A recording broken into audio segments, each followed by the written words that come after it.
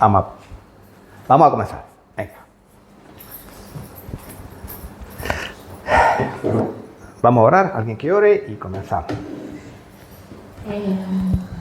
Gracias, Padre amado, por reunirnos para aprender de ti.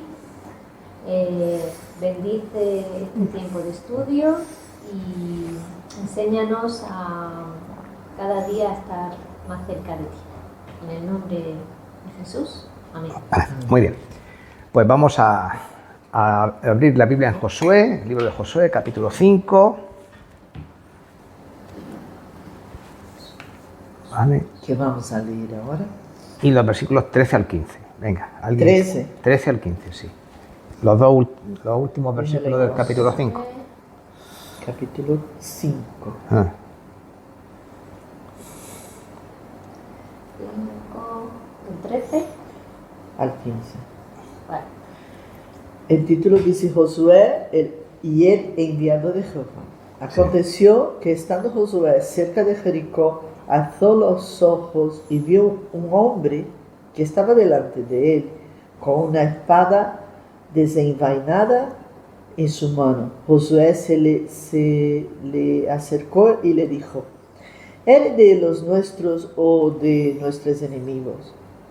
No, respondió él, sino que he venido como príncipe del ejército de Jehová.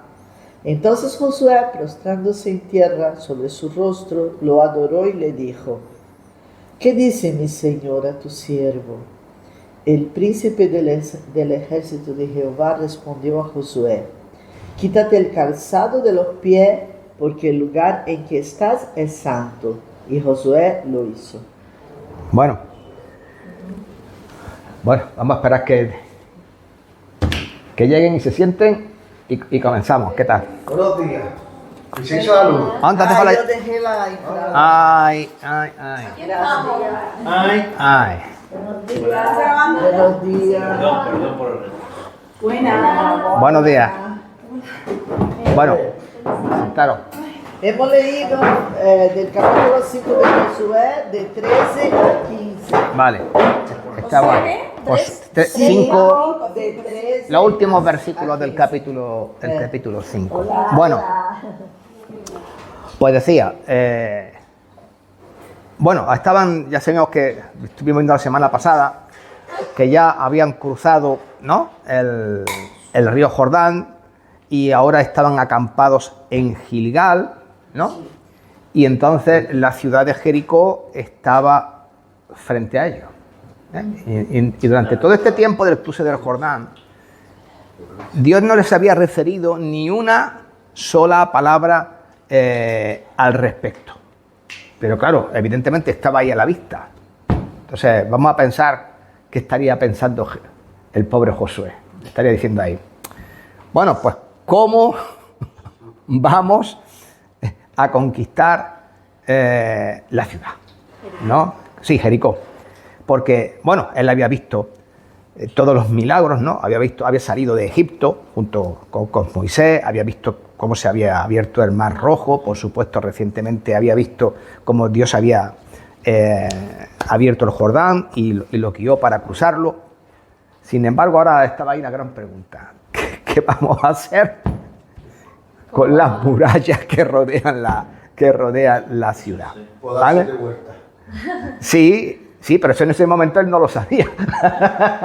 Todavía no sabía nada de eso, ¿no?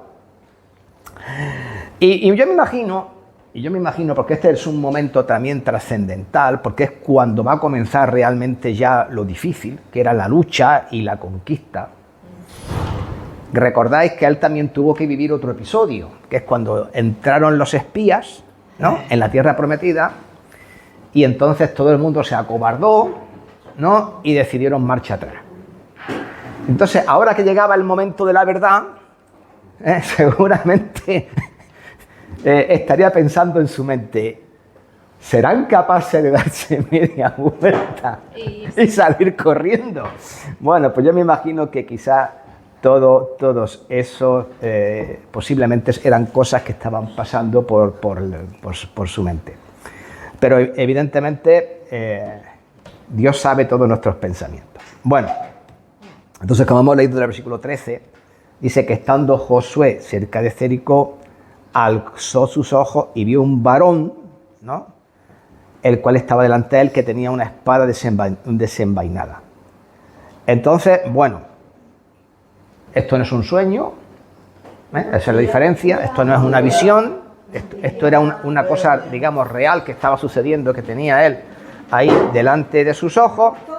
Entonces, hemos leído Josué capítulo 5, versículos del 13 al 15, ¿vale? Y estamos ahí. Bueno, entonces ve a este hombre y le pregunta, ¿no? Lo ve ahí con la espada, y claro, como lo ve con la espada, y además la espada desenvainada, pues, ¿qué pensaría? O este es uno de los nuestros, o este es un enemigo, ¿no? Y por eso, claro, le pregunta, ¿eres de los nuestros o de nuestros enemigos?, ¿no? Y la cosa curiosa es que este hombre le responde, no, mas como príncipe del ejército de Jehová he venido ahora. Y entonces ocurre una cosa. Él, Josué, dice, postrándose sobre su rostro, le adoró. Entonces, pregunta, pregunta, ¿quién era este varón? ¿Quién era? Sí. Bueno, evidentemente, bueno, antes de llegar a ese tema, ya sé, mucha gente piensa, esto es una teofanía, evidentemente. Hay también que piensa, esto es una cristofanía. Pues también podría ser. Pero vamos a ver algunas cosas curiosas para entender que esto va por este camino. En el Nuevo Testamento siempre hay también ejemplos de alguien que cae siempre a los pies de otro y comienza a adorarlo. Por ejemplo, vamos a leer, yo lo leo yo, ¿vale? Hechos 10, capítulo 15, versículo dice, cuando Pedro entró, salió Cornelio, ¿no?, el centurión, a recibirle y postrándose a sus pies le adoró. Mas Pedro le levantó diciendo, levántate, pues yo mismo soy hombre.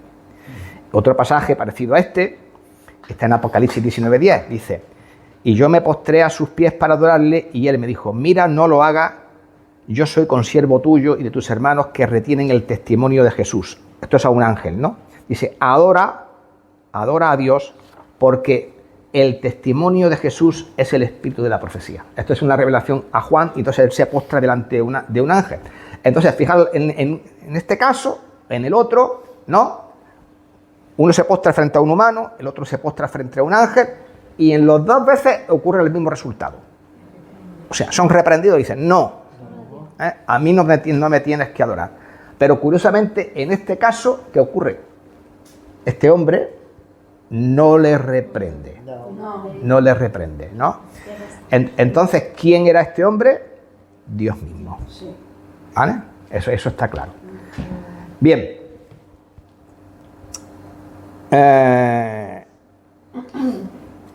Vamos a aclarar alguna cosa de lo que este hombre le dice. Dice, como príncipe del ejército de Jehová. ¿Cuál era en aquellos tiempos el grado más alto que se podía ostentar para mandar un ejército? Hoy día en España, ¿no?, es general del ejército español. 5 estrellas, lo tiene el rey, es el único. ¿Verdad? Bueno, pues en aquellos tiempos el grado más alto que se podía alcanzar era este. O eras príncipe del ejército, o bien, en otras partes de la escritura, te dice capitán. Entonces, príncipe o capitán sería igual a comandante en jefe del ejército. Vale. La segunda cosa que le está diciendo aquí es algo también importante. Le dice, príncipe de los ejércitos. La palabra este ejército, en hebreo, tzabá, significa guerreros innumerables. Muchos. Claro, por eso muchas veces se traduce como un ejército. Bien. Entonces, ¿quién eran estos guerreros? ¿Quién pensáis? Porque dice príncipe de los ejércitos de Jehová. Los ángeles, ¿no? Exactamente. El ejército. Exactamente. Estaba ahí el ejército humano, ¿no? Las tropas de los israelitas, claro, pero no solamente ellos, ¿no? Entonces, hay una cosa clara, ¿no? Este hombre viene, como príncipe, viene con la espada desenvainada. ¿Eso qué significa? Exactamente. Efectivamente. Para eso. Yo vengo aquí estoy listo para la batalla, ¿vale? Y entonces está claro que él tenía el mando sobre cada uno de los guerreros que están bajo su mando. Bien. ¿Y por qué le habla a Josué? ¿Y qué intención tenía este hombre? A ver, porque dice, yo creo que él estaba para enfrentar una batalla muy grande y entonces el Señor se presenta antes de esa batalla para prepararlo, animarlo, darle fuerza, entendimiento. Mira, mi Dios está conmigo y va adelante. Vale, muy bien. Bien. Como que la presencia de Dios está, Sí, está ahí. Sí. Dios, ¿no? Sí. Bueno, no es la primera vez, que un episodio como este se produce. ¿Alguien recuerda un episodio parecido a este? Vamos a ver. Eliseo, el rey de Siria. Cuando vino los ejércitos eso a las puertas de... Estaban sitiando Jerusalén, Y su vale. siervo tuvo miedo, pero él... Sí, dice, y el corazón del rey de Siria se turbó por esto y llamando a sus siervos, lo estoy leyendo yo, Segunda de Reyes 6:17, ¿no? 11:17.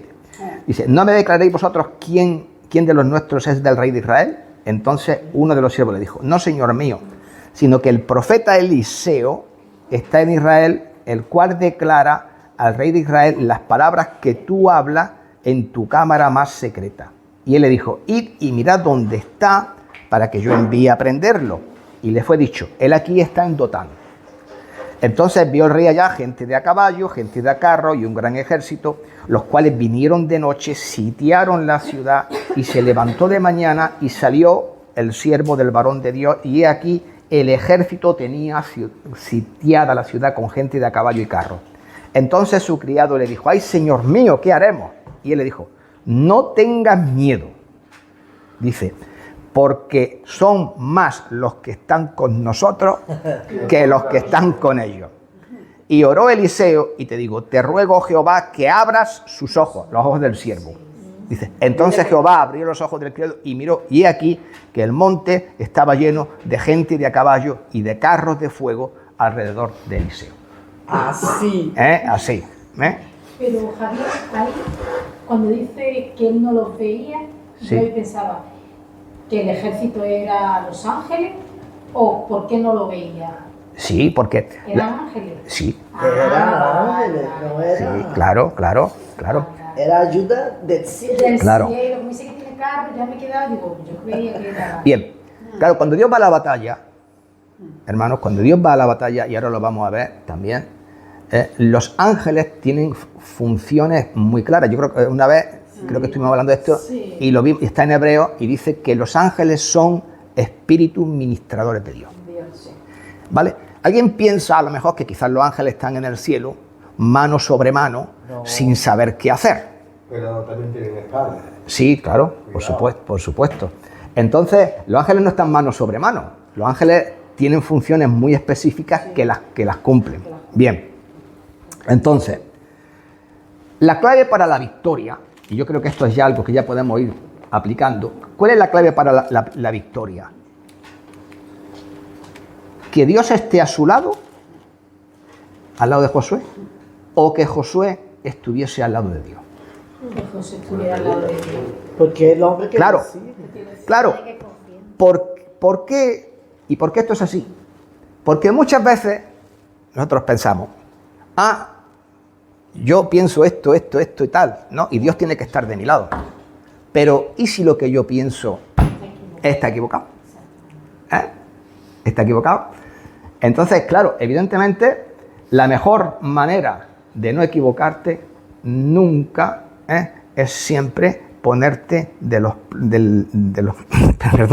lado de Dios y de los planes de Dios, bajo el liderazgo de Dios, bajo las instrucciones de Dios. Muy bien. ¿Vale? Así no te vas a equivocar nunca. Bueno, entonces, en este momento, no le da todavía no comienza a decirle el ángel nada. ¿Vale? Solamente le hace esa revelación. No le dice ningún tipo de plan, ¿no? Todavía, acerca de cómo iba a destruir Jericó. Entonces, vamos a ponernos un poco en el lugar de Josué. ¿Qué voy a necesitar yo para destruir Jericó? Piensa en una ciudad amurallada. Piensa en las películas que has visto. Estoy seguro que has visto un montón de películas de la época de los romanos y todas estas cosas. ¿Qué es lo que has visto? A ver, catapultas, escaleras para subir a lo alto de la... flechas para matar a los ¿Entiendes? Sí, efectivamente. Pues todo lo que se necesitaba para el asedio, arietes. ¿Sabes lo que es un ariete? Un tronco de madera muy grande, ¿no? Para pegarle a la puerta, ¿no? Y romper las puertas de la ciudad, de la muralla, y poder entrar. Pero fíjate qué cosa tan curiosa, que Dios ni siquiera les menciona una sola vez que van a tocar ni un ladrillo, bueno, un ladrillo no, esta piedra, ni una sola piedra de las murallas de Jericó. Sí. Es más, tampoco le dice, prepara las catapultas, prepara las escaleras, dice, no, prepara todo el material de guerra, no, tampoco. Entonces, ¿eso qué nos está diciendo? Que con voz de arcángel. Que las armas, que si nosotros de verdad andamos con Dios, Dios va a usar sus armas. Bueno, pues exactamente. Lo que quiere decir que cuando Dios quiere obrar en nuestra vida para producir algo, no necesita nuestra ayuda. No necesita nuestra ayuda. De hecho, vamos a ver, vamos a pensar en algunos pasajes donde alguien decidió ayudar a Dios. O sea, Dios tiene sus planes y entonces esta persona impaciente, porque los planes de Dios se cumplan, decide ayudarle a Dios. Sara que dijo, mira, túmbate con mi sierva Agar. Túmbate no. Estoy hablando Muy fino, muy fino. No. Llégate a mi sierva. Llega a Agar porque Dios ha prometido descendencia hasta ahora. De mí no ha salido, pues. ¿Vale? ¿Qué falta de sabiduría? Vale. ¿Eso qué pasó? ¿Qué provocó? Pues, Provocó un problema tan gordo que hasta el día de hoy perdura. Ahí están todas las naciones árabes, ¿no? Para demostrarlo, ¿no? Ahí están, ¿no? Bien, otro caso. Jacob. ¿Vale? Dios se le revela y le dice a la madre, no, el hijo menor servirá al menor. ¿Pero qué hace la madre? No, se mete por medio, ¿vale? Y entonces intenta, vamos a decirlo así, forzar las cosas, ¿no? ¿Y cuál fue el resultado de aquello? un problemilla de 20 años.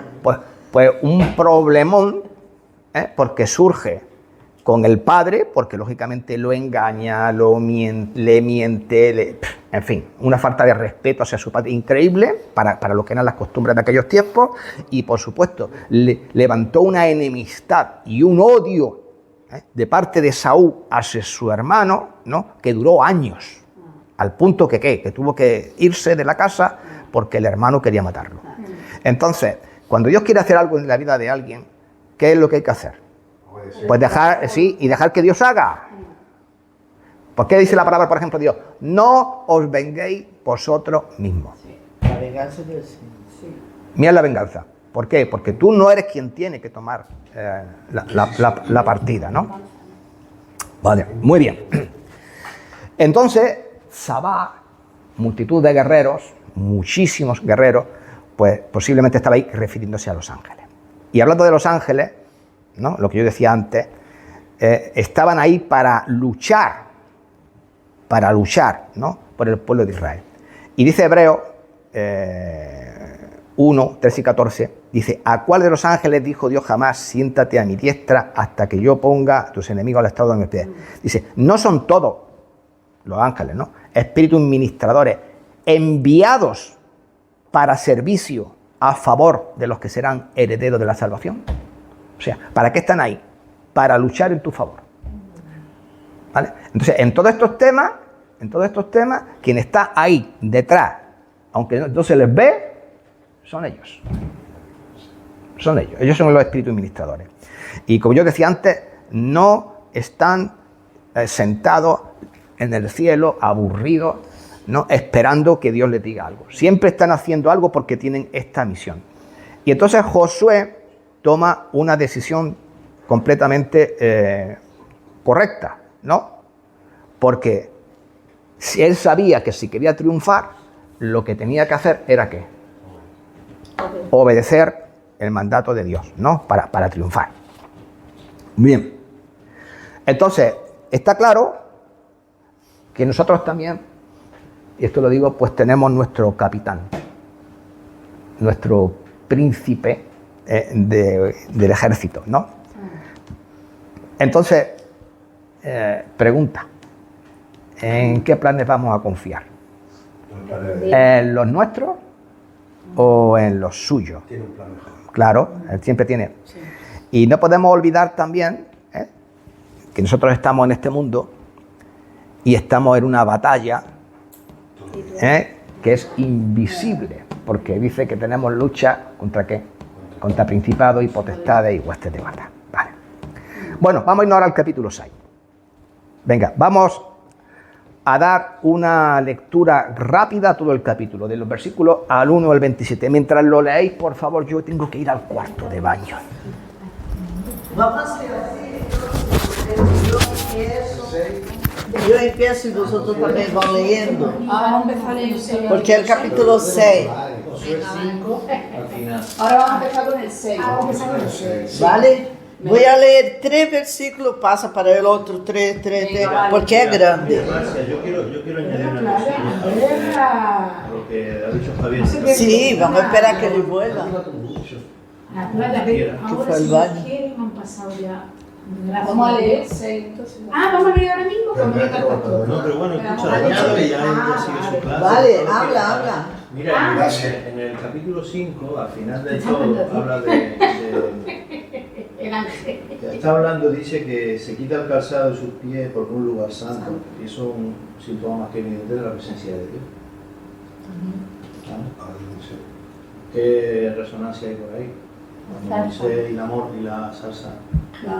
Claro, Quítate el calzado. en el llamamiento de Moisés Entonces, dijo está lo claro que mismo. Dios Quítate el calzado que presenta tú no ahí, y la única forma que conocemos de Dios no es el Padre ni el Espíritu del Hijo. Entonces, yo creo que me Cristo a mí, ¿vale? Eso como Javier. Y también quitar todo lo yo, ¿no? Para decir, mira, Señor, obra en mi vida. quita el zapato. Claro, primero la reverencia y la obediencia y no vamos a matar a los protegeridos. No, yo creo que es una sutilidad. Mira, voy a empezar entonces la lectura, ¿vale? Dice, Jericó estaba cerrada, bien cerrada, por temor a los hijos de Israel. Nadie entraba ni salía, pero Jehová dijo a Josué, mira, yo he entregado en tus manos a Jericó y a su rey, junto con sus hombres de guerra. Rodearéis pues la ciudad, todos los hombres de guerra, dando una vez la vuelta alrededor de la ciudad. Esto haréis durante 6 días. Seguimos leyendo. Sí. Sí, Y 7 sacerdotes llevarán 7 bocinas de cuernos de carnero delante del arca. Y al 7º día daréis 7 vueltas a la ciudad y los sacerdotes tocarán las bocinas. Y cuando toquen prolongadamente el cuerno de carnero, así que oigáis el sonido de la bocina, todo el pueblo gritará a gran voz, y el muro de la ciudad caerá. Entonces subirá el pueblo, cada uno derecho, hacia adelante. Llamando pues Josué, hijo de Nun, a los sacerdotes, les dijo, llevad el arca del pacto, y 7 sacerdotes lleven bocinas de cuerno de carnero delante del arca de Jehová. sí. ¿Hasta dónde decimos? Tres Hasta el versículos. 9. Vale. Y dijo al pueblo, pasad y rodead la ciudad, y los que estén armados pasarán delante del arca de Jehová. Y así que Josué hubo hablado al pueblo, los 7 sacerdotes, llevando las 7 bocinas de cuerno de carnero, pasaron delante del arca de Jehová, y tocaron las bocinas, y el arca del pacto de Jehová los seguía. Y los hombres armados iban delante de los sacerdotes que tocaban las bocinas, y la retaguardia iba detrás del arca, tras el arca, mientras las bocinas sonaban continuamente. Y Josué mandó al pueblo diciendo: vosotros no gritaréis, ni se oirá vuestra voz, ni saldrá palabra de vuestra boca, hasta el día que yo os diga, gritad, entonces gritaréis. Así que él hizo que el arca de Jehová diera una vuelta alrededor de la ciudad, y volvieron luego al campamento, y allí pasaron la noche. Y Josué se levantó de mañana, y los sacerdotes tomaron el arca de Jehová. 13. Y los 7 sacerdotes, llevando las 7 bocinas de cuerno de carnero, fueron delante del arca de Jehová, andando siempre y tocando las bocinas, y los hombres armados iban delante de ellos, y la retaguardia iba tras el arca de Jehová, mientras las bocinas tocaban continuamente. Así dieron otra vuelta a la ciudad el segundo día, y volvieron al campamento. Y de esta manera hicieron durante 6 días. Al 7º día se levantaron al despuntar el alba y dieron vuelta a la ciudad de la misma manera 7 veces. Solamente este día dieron vuelta alrededor de ella 7 veces. Y cuando los sacerdotes tocaron la bocina la 7ª vez, Josué dijo al pueblo: gritad, porque Jehová os ha entregado la ciudad, y será la ciudad anatema a Jehová, con todas las cosas que están en ella. Solamente Rahab, la ramera, vivirá, con todo lo que estén en casa con ella, por cuanto escondió a los mensajeros que envió, que estos son los espías. Pero vosotros guardaos del anatema, ni toquéis ni toméis alguna cosa de anatema, no sea que hagáis anatema el campamento de Israel y lo tumbéis. Mas toda la plata y el oro y los utensilios de bronce y de hierro sean consagrados a Jehová y entren en el tesoro de Jehová. Entonces el pueblo gritó y los sacerdotes tocaron las bocinas. Y aconteció que cuando el pueblo hubo oído el sonido de la bocina, gritó con gran vocerío y el muro se derrumbó. El pueblo subió luego a la ciudad, cada uno derecho hacia adelante, y la tomaron. Y destruyeron a filo de espada todo lo que en la ciudad había, hombres y mujeres, jóvenes y viejos, hasta los bueyes, las ovejas y los asnos.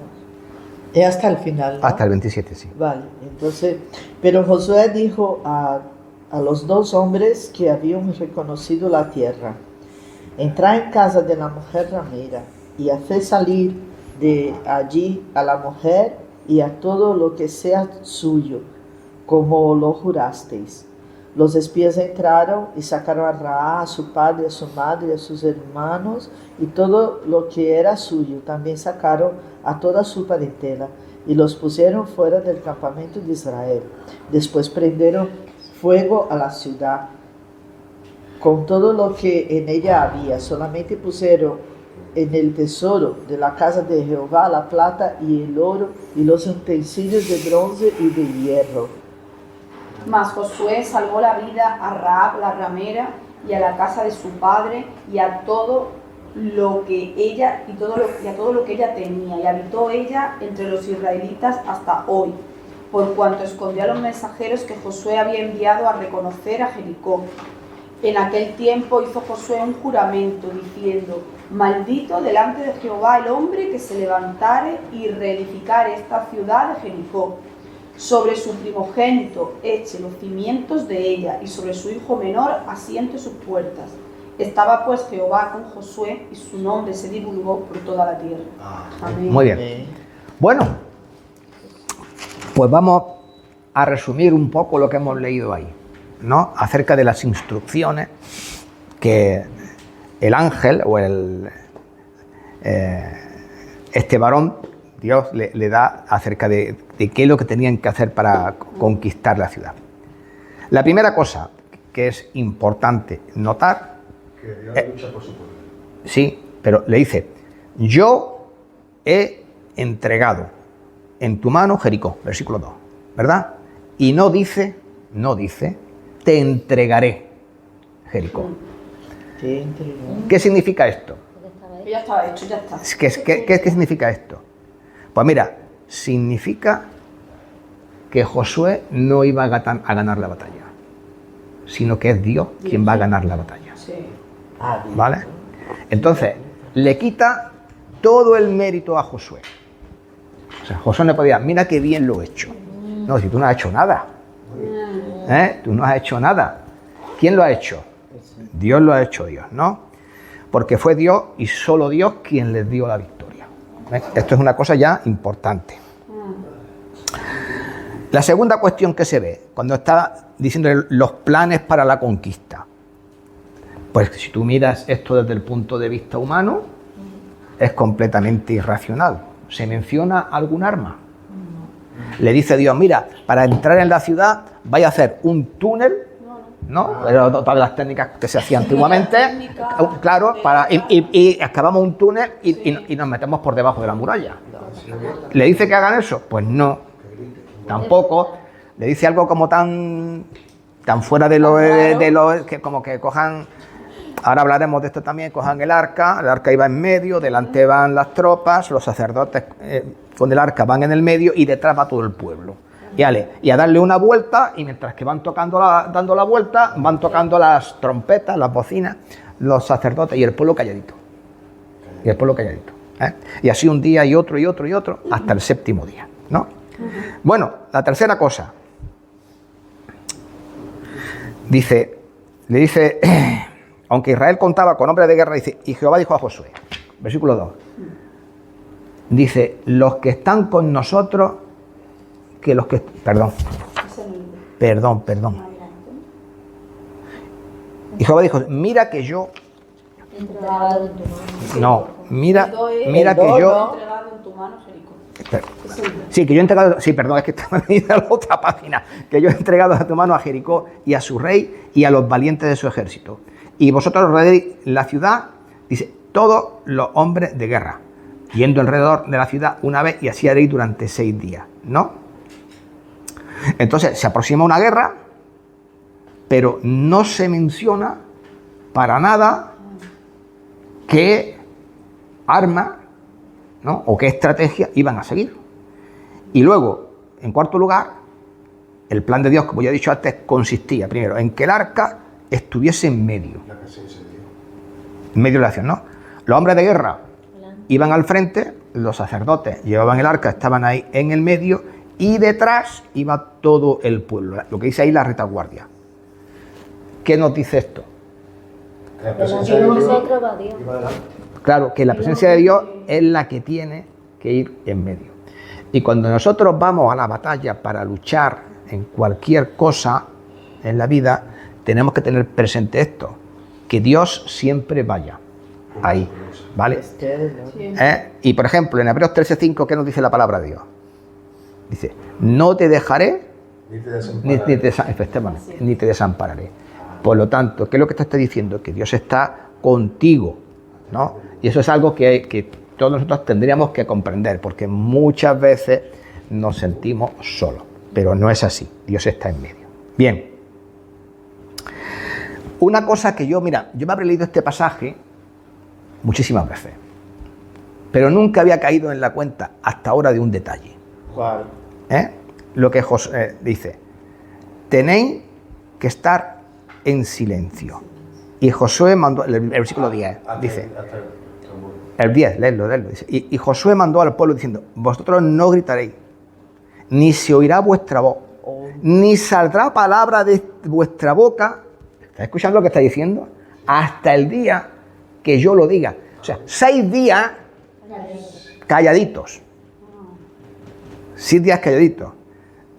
Hasta que el día que yo diga gritar. Entonces gritaréis. Bien, ahora poneros un poco en el pellejo de todos los israelitas. Efectivamente, cerrar la boca es más difícil que ir a la guerra. Y nosotros en nuestra batalla, Estoy... estamos... No, Si os dais cuenta, ¿por qué esto? Porque todo el mundo se estaría, claro, Josué sabía los planes, los había oído de boca del varón, pero 2 millones de personas no. Seguramente él sabía los planes y lo que iba a pasar, pero el resto no. Entonces, ¿qué pasaba? Nadie puede preguntar. Y seguro que todo el mundo estaba muerto de curiosidad, ¿no? Por saber qué es lo que iba a ocurrir. Los diferentes temperamentos, ¿no? los coléricos. Y claro, y luego está el que diría, pues yo haría esto de esta manera. Claro, las opiniones, por supuesto, no faltan. Las opiniones nunca faltan. Pues yo haría esto de esta otra, ¿no? Porque conforme va pasando los días, que no se contagiaran de... Claro, y luego imaginaos dar una vuelta, todo el mundo está preguntándose por qué, y estarían esperando que pasara algo. Dan la primera vuelta, no pasa nada. Al día siguiente dan otra vuelta, no pasa nada. Y todo el mundo preguntándose, imagino, ¿qué pasa aquí? Es una prueba de ser muy obediente. Es una prueba de obediencia. Tiene mucha fe. Es una prueba de obediencia, efectivamente, estoy de acuerdo. Y fijaros lo que dice el Salmo 46, ¿verdad? Estad quietos y conoced que yo soy Dios. Entonces, cuando nosotros tenemos un problema, ¿nos estamos quietos y dejamos que sea Dios quien obre o tenemos la tendencia a ir por delante, a tratar de arreglar el asunto? Es lo que suele pasar, ¿no? A nosotros nos gusta anticiparnos a lo que Dios hace. Bueno, entonces queda claro aquí, ¿no? Con todo esto. O sea, Dios no solo que no necesita nuestra ayuda, que ni siquiera necesita nuestra sugerencia. Cállate. Porque nosotros cállate, no digas más nada. ¿Vale? Entonces hay que saber a veces cerrar la boca, ¿no? Y luego, evidentemente, se desprende de lo que está pasando, ¿no? Que es que las cosas de Dios no son como el café expreso, ¿no? Entonces, así, al echar la cucharadita en el café, ya está hecho, ¿no? No. Las cosas de Dios requieren que hay que saber esperar en Él, ¿no? Y por eso estuvieron caminando 6 días, vuelta, y no ven ninguna respuesta. Y esto también pasa con nosotros, ¿no? Nosotros esperamos que las cosas sean dicho y hecho, ¿no? Y ocurra todo de la noche a la mañana, pero claro, Dios está actuando, Dios está moviendo las cosas, aunque nosotros no lo vemos. Los ángeles están moviendo ¿cómo te digo yo? Están moviendo sus potencias para actuar en lo que está sucediendo a nuestro alrededor. Lo que pasa es que nosotros no lo vemos. Como no lo vemos, pues estamos ahí con la impaciencia que nos consume. Pero, ¿qué dice Isaías 40:31? Yo lo leo, ¿eh? Los que esperan a Jehová tendrán nuevas fuerzas. Levantarán alas como las águilas. Correrán y no se cansarán. Caminarán y no se fatigarán. ¿Vale?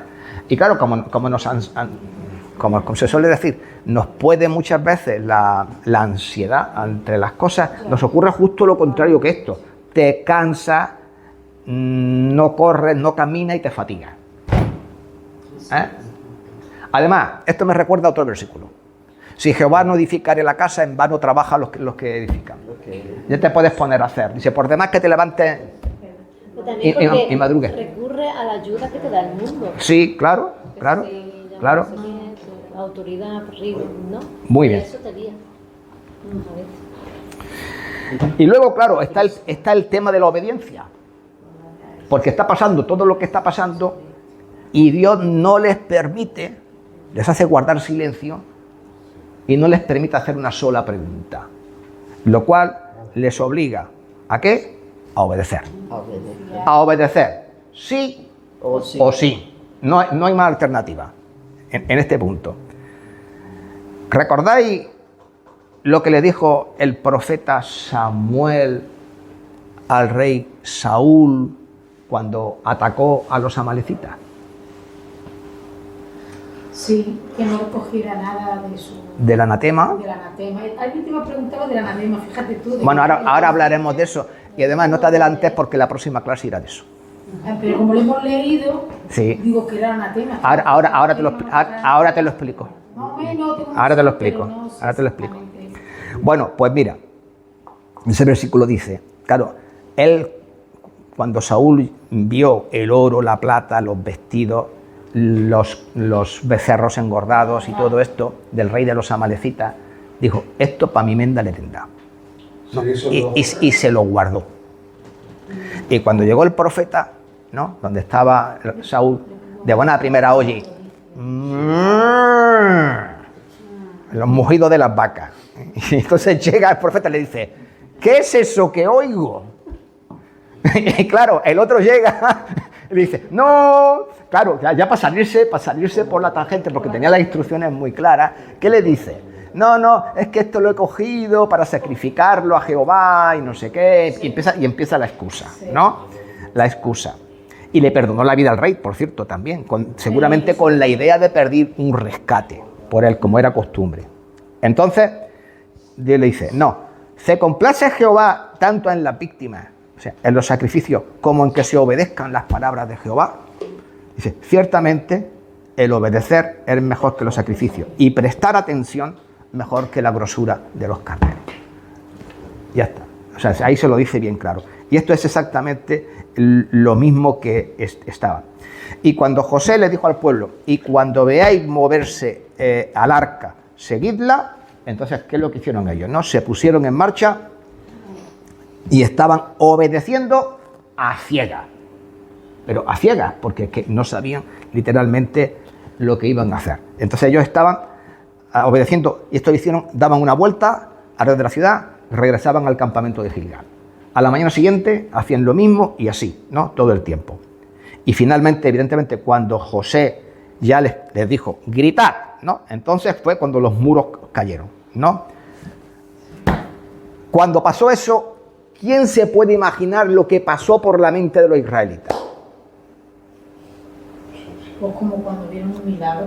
Pues, mira, yo creo que no habrá cosa más gratificante que ver cuando tu fe obtiene la victoria. Y tú estás ahí y la estás viendo, ¿no?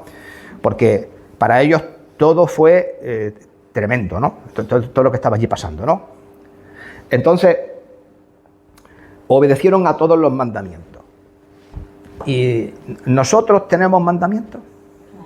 A ver, por ejemplo. Los mandamientos son... Amarás al Señor tu Dios.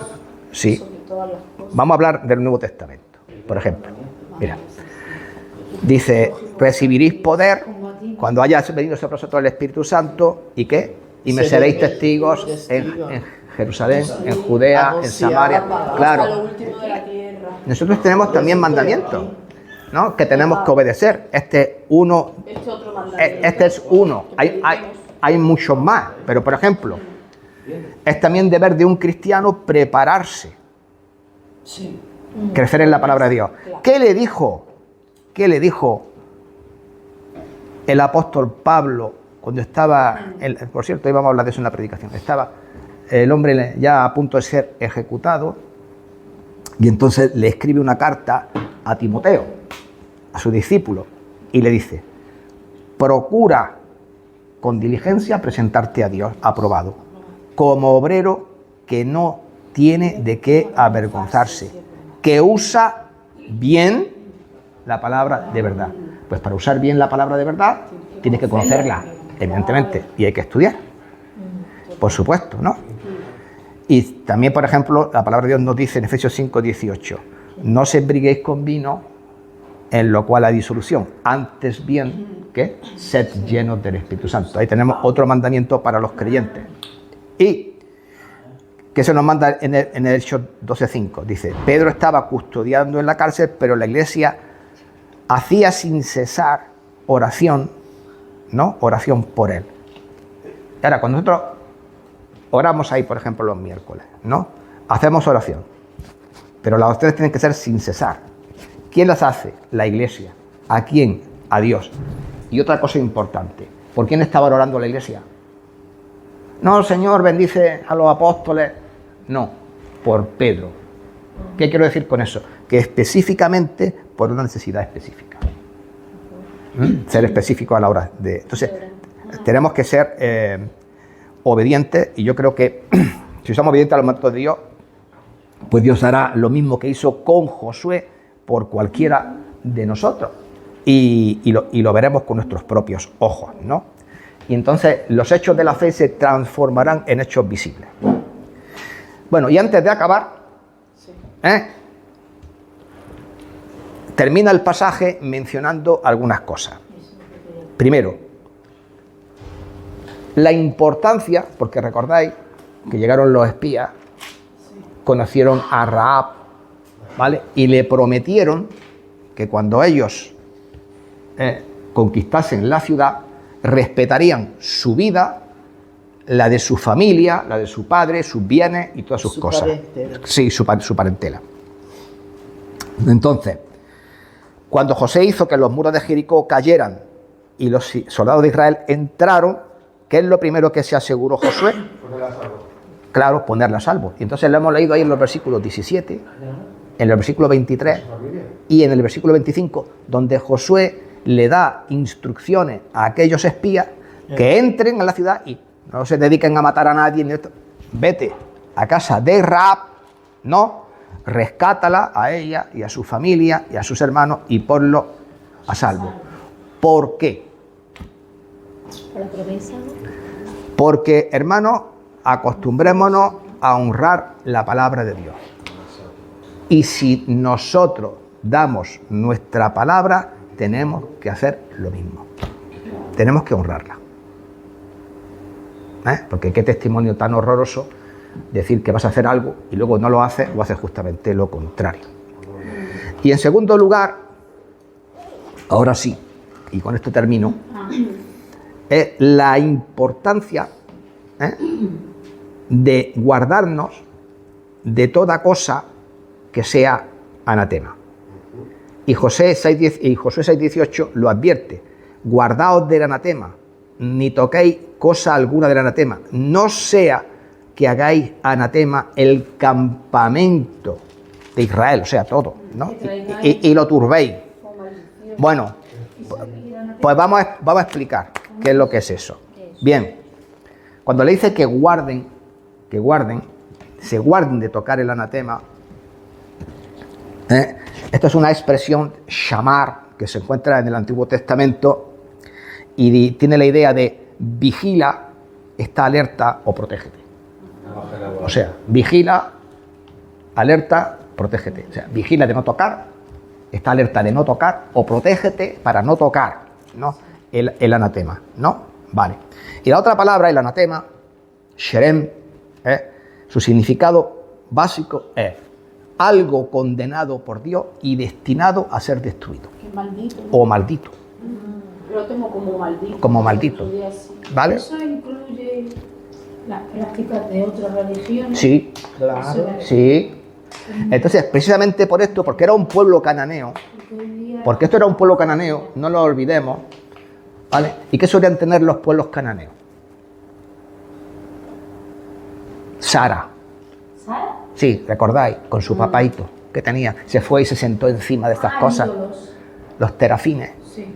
Los terafines eran estatuillas pequeñas de las deidades cananeas, Sí, ¿vale? Que las llevaban consigo. Por ejemplo, hoy está la mano, el ojo, todo lo que tenga que... Entonces se podrían encontrar un terafín hecho de bronce o hecho de oro. Esto no se toca. Nada. Y en el Nuevo Testamento Esto no se hay toca, alusión también, no se toca. Gálatas 1:9 dice, como antes hemos dicho, también ahora lo repito, si alguno predica diferente evangelio del que habéis recibido, sea anatema. Sea maldito, Habla de otra religión, o sea de... aquí, Sí, habla de claro. otras creencias que no tienen nada que ver con la que ha dicho nuestro Señor Jesucristo. Bien. Eso es maldito, eso no es verdad, eso es mal. Efectivamente. Y también, por ejemplo, en 2 de Corintios 6:17 dice la palabra de Dios, salid, no dice la palabra anatema, pero vamos, tiene el mismo significado, salid de en medio de ellos y apartaos, dice el Señor, y no toquéis lo inmundo, ¿no? Es lo mismo, y yo os recibiré. Entonces, cuando él le dice ahí que cuando van a entrar no pueden tocar estas cosas, ¿qué es lo que Dios está haciendo? Protegerte y apartarte, ¿no? Marcar un límite. Exactamente.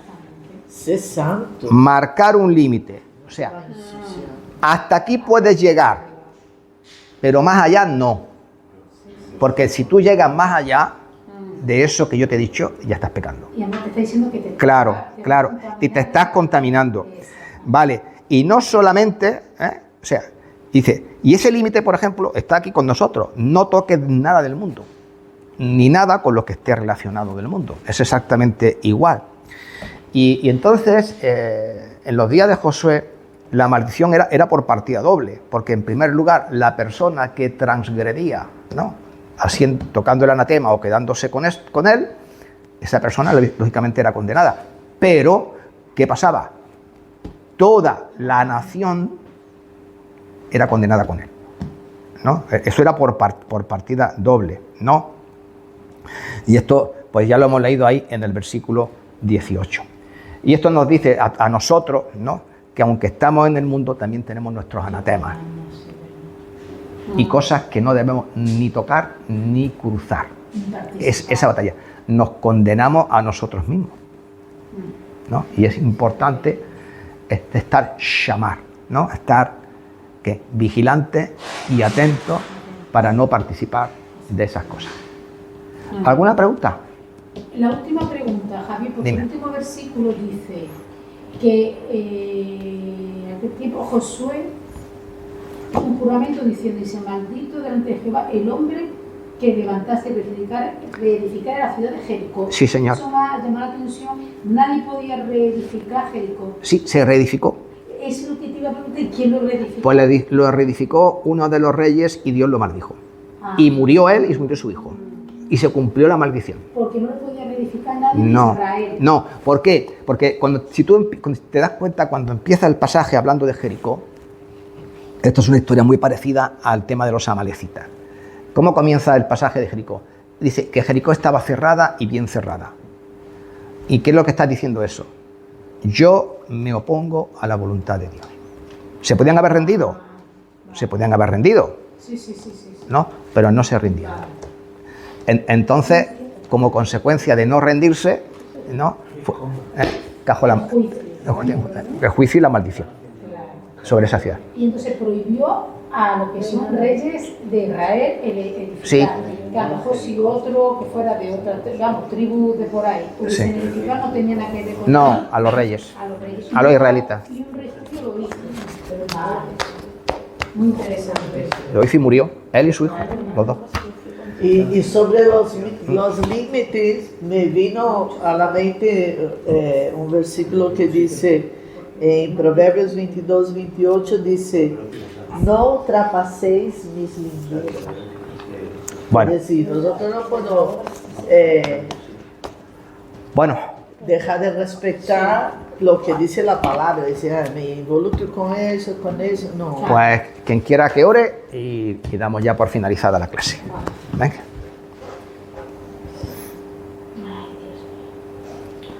Queremos agradecerte, Señor, por tu palabra santa, tu palabra pura, tu palabra poderosa, Señor, tu palabra que ajuda-nos nos exorta, Señor, a observarla, obedecerla y cueste lo que cueste, Señor. Ayúdanos a ser fieles, ayúdanos a amarte de todo corazón, no apenas de palabras, Señor. Te agradecemos por ese estudio y te pedimos, Señor, que bendiga, Señor, nuestras vidas y toda la iglesia del Señor en esta ciudad. En el nombre de Jesús. Amén. Amén. Amén.